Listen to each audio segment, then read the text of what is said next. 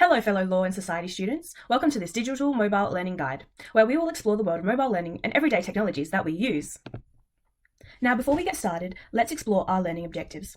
Firstly, we will explore the global trends in mobile education. Then we will cover the developing and developed world settings and how we relate to them. We will also explore educational approaches to maximize our learning. These educational approaches include information transition, behaviorism, and social constructivism. We will also explore the uses of mobile technologies. I will go through a few apps and tools that will help further our learning experience for law and society. We all have some sort of mobile device, whether it be smartphone or tablet. These mobile devices are only getting more and more popular. We have seen an increase in popularity due to the uprise of the internet and the practicality and efficiency they have. Mobile devices are part of our everyday lives and are used for communication, education, and leisure.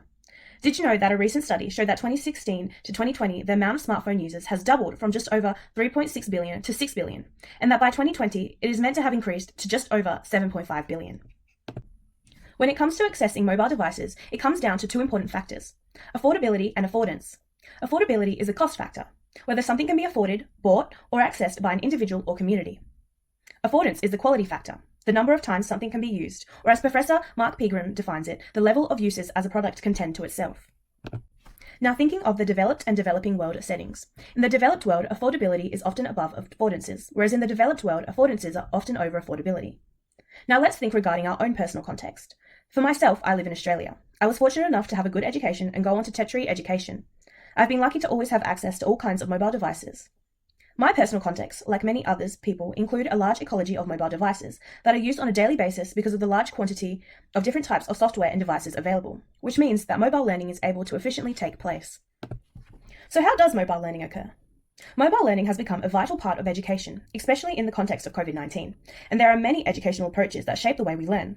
The first one being information transmission, which is that the learning process is of transferring information. Then behaviorism, which is that learning is achieved through conditioning, such as classical and operant conditioning. And lastly, social constructivism, which is the focus on collaboration and that learners construct own knowledge based on past experiences. Now we'll look into some mobile technologies that will further your study as a law and society student. A great learning tool is educational apps. Apps are easy to download onto your mobile device and can provide a tailored experience as you can access a large variety of topics and learning areas. I found that the Black's Law Dictionary 10th edition was a fantastic app for Semester 1 Law and Society students, as it was easy to navigate and had thousands of dictionary terms for law lingo. The app allows people to save definitions into certain categories and bookmark important parts of the dictionary so that it's easy to pick up where you left off. It was super easy to find terms, and it had the AGLC4 referencing, and which is a lifesaver in Semester 1. The Law Dictionary app uses information transmission, which helps your personal learning. Another great learning tool is quick response codes, more commonly known as QR codes. They are a type of barcode that can be scanned using either the inbuilt QR scanner in your mobile phone camera or the QR code app, which once scanned will lead you directly to a specific piece of information, such as a website, video, or even an article link. A QR code will take you to an transitory media content and allow quick access to information. As a law student, I often use QR codes to take me directly to information pages about AGLC4 referencing, but it can also be embedded in your work to provide extra information about the topic you're discussing.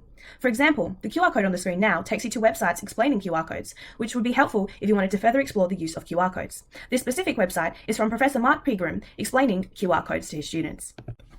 Another great learning tool is social media. Yes, I said social media. Many people think that social media is mainly for personal use, but it's a vital part of mobile learning. Many students use social media like WhatsApp, Messenger, and Instagram DM to create group chats in order to organize group assignments and to talk about upcoming tests with peers. Social media also connects students to the university when they aren't on campus, like Instagram stories shared by the Guild or Facebook groups to discuss campus changes. Social media is a big part of communication in both the university and the law and society major. Social media is built of social constructivism and plays a big role in learning. And last, but most certainly not least, and my personal favorite, ebooks. Ebooks are a digital form of books that can be downloaded and read on mobile devices such as tablets, laptops, ebook readers, and even smartphones. As a law and society student, we are often recommended to carry around thick, heavy books, but I find that ebooks to be a lightweight, portable, and affordable alternative. I also really recommend ebooks as they provide the option for in-text highlighting and saving for notes, which is a lifesaver, especially when studying for exams. On the screen, you can see my criminology textbook, and it is written based on information transmission. I found that ebook form was the best for this book, as it was more portable due to taking up less space. As a bonus, I have 3 tips for minimizing drawbacks. 1. Monitor and limit the use of technology. 2. Ensure that you're up to date with the mobile literacies.